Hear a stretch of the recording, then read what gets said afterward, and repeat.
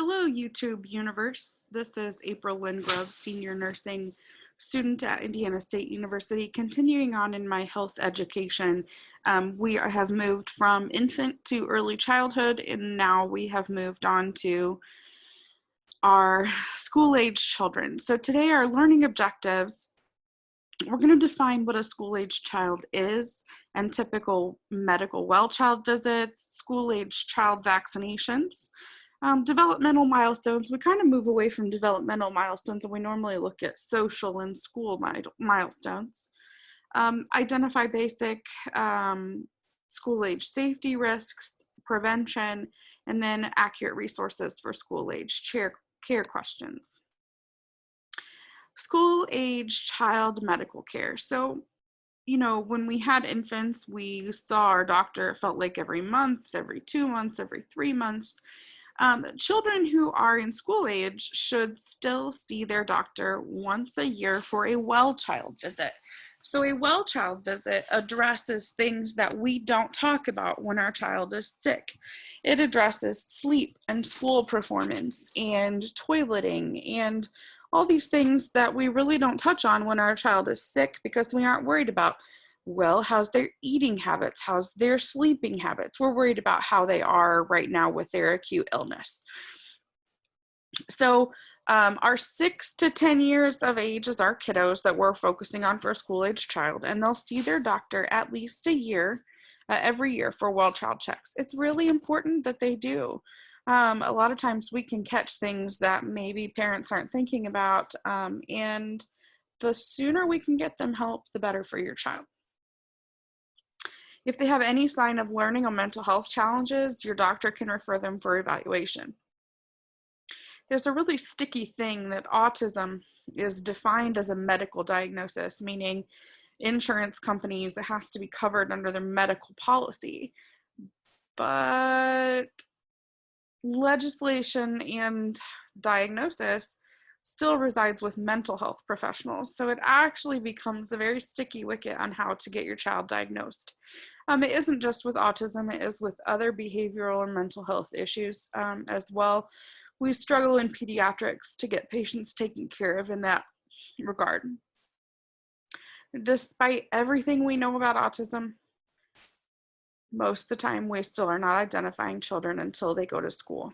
Unfortunately, if we don't identify them until they go to school, some of the time that we had to make up the deficits are lost. It is very important to get those therapies started before the age of 5, but unfortunately a lot of children are diagnosed after the age of 5. Therapies are still important and essential, but we do lose a little bit against the clock there.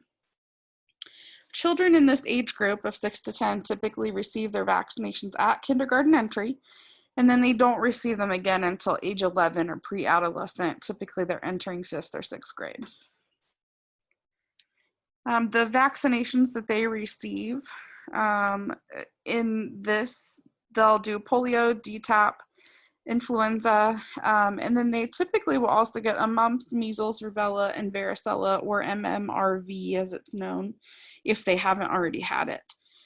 And then any vaccinations not received up to this point. Listen, y'all, there are a ton of rules about vaccines, and your pediatrician will know what your child needs. Please trust them. This is a slide about why we should vaccinate. Common childhood illnesses used to lead to complications or death before vaccination. Common illnesses that maybe made us adults kind of sick cause childhood mortality. What to know about 6 to 7 years of age. Children of this age are becoming more independent. Even though they may act like little adults, they still have very little speed of concept of sound, distance, or speed. And so that makes cars and bikes and ATVs and things like that dangerous for them. It's still the responsible adult in charge to keep track of their child, despite your child being more independent. Children kind of move away from mom and dad during this time. They move from the family center more towards being their own person. They want to be accepted and liked by friends. If your children don't have friends, then now is the time to intervene.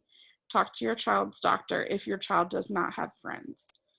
Healthy children should have at least 1 hour or more of physical activity every day. Must have at least 9 hours and may need up to 12 hours of sleep per day. No electronic devices in bedrooms, especially tablets and televisions. Kids don't even need tablets or televisions. Children of this age should not have any cell phones. Try to limit your screen time to less than an hour a day, including TV, computer, or tablets. With the way that schools are working now, we know that we are already getting at least an hour at school, so we should really limit TV, computer, tablets, or phones when kids come home from school. Reading together continues to have a huge impact on development at this age, so read, read, read. 8 to 10 years of age. It's important for these children to start joining the community in some way, like a church group, a school group, a sports group, a farming group, a dance group, you name it, your child should be involved in something. You need to make sure there are clear rules and use those rules to protect your child, not necessarily just to discipline them. Diet-wise, make sure you provide fresh fruit and vegetables every day. If you never put it out, your child is never going to eat it, and they don't do the grocery shopping. So put it out, make them try at least a bite. Children this age need you to be involved in their school and their schoolwork, so get to know their teacher and set aside time to talk about school. They also start to develop more of a sense of right and wrong, and they should be involved in household chores and have set schedules, including sleep and play. They still need at least 1 hour of physical activity and at least 9 hours of sleep per day.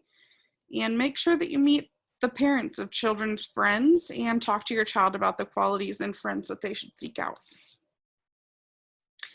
Priority safety topics. They are similar to what we've been seeing through our other presentations, but we continue to say car crash injuries, brain injuries, falling from a bike, scooter, or motorized vehicle, even in a paved driveway. Traumatic brain injuries can happen even at home, even in the driveway. Put a helmet on. Drowning. Unfortunately, this age of kiddo is the child who knows how to swim. They may be a strong swimmer, and they can still drown even in a pool full of adults. We still have to pay attention to these children and not be distracted when we're near water. Something that is coming into play with this age group that we did not have with the other age group is our dangers from simply being more independent. If they'll be home alone, make sure there are clear rules and plans, and they should know what to do and where to be in an emergency. Always know where your child is and make sure that there's a responsible adult present when you're not with them. And do not allow children unrestricted or unmonitored internet access via any means.